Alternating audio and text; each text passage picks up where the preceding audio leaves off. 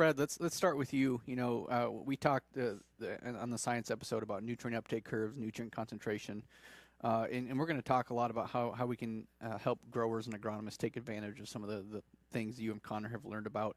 Let's start with one of the more important, and I think we got a lot of information looking at the impact of plant population, both in corn and soybean.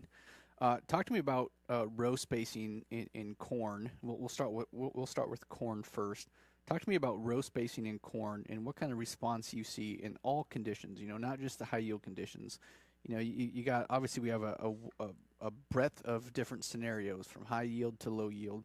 Talk to me about what you see with row width in those different environments in corn. Yeah, well, Andrew, let's first of all talk about why population is so important. And it's so important because it's one of the components of corn yield. Corn yield is a math equation. It's number of plants, kernels per plant, weight per kernel. And you have to increase at least one of those to increase yield. And they don't like each other. They tend to be negatively related. And so if you think about the yield component that's under the grower's control that has the biggest impact on corn yield, it's plant population.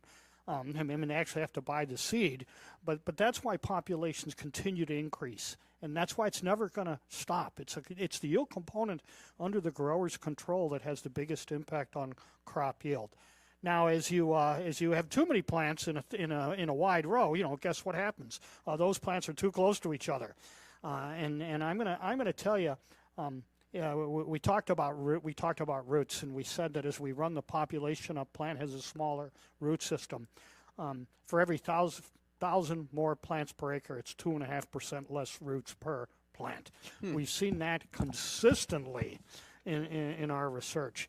I'm also going to tell you, on average, that the U.S. corn population goes up about 400 plants per acre per year, and that means in the U.S. we're losing 1% of our roots per year. And that's a train wreck that's never going to stop. And that's one of the reasons why we have to do a better job of placing nutrients. As we increase the population, we have we have a smaller root system. And that means we have to somehow still feed those additional plants. Now, I'm also going to tell you most growers are probably in a 30-inch row. And that there's a top end for 30-inch row, the number of plants that you can tolerate, largely due to crowding stress. That number varies, but I'm going to say the top end for a 30-inch row is about 38,000 plants per acre. After that, it's just too crowded. Yield tends to go down. And so therefore, I'm 100% convinced that the future of corn has to be narrow rows. Has to be narrow rows. One of the reasons is to intercept more early light. We talked earlier about how important light interception is, and the other reason is to manage a higher population of plants. Yeah. I know that we put a huge investment into looking at 20-inch rows. Everything we know about 20-inch rows, I'm also convinced is the same about 15s. We have 4-row equipment, so we can't look at 15-inch rows, but we've put a lot of effort into looking at 20-inch rows. Yeah.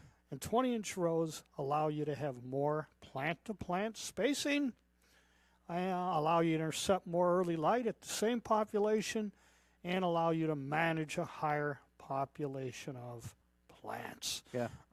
Now, I know when I was a student, I learned narrow rows only work in the northern latitudes, north of I-90. That's where you have a long day but a short season. I learned they don't work, around I-80 and around I-70. Forget about it. No point. 100% wrong.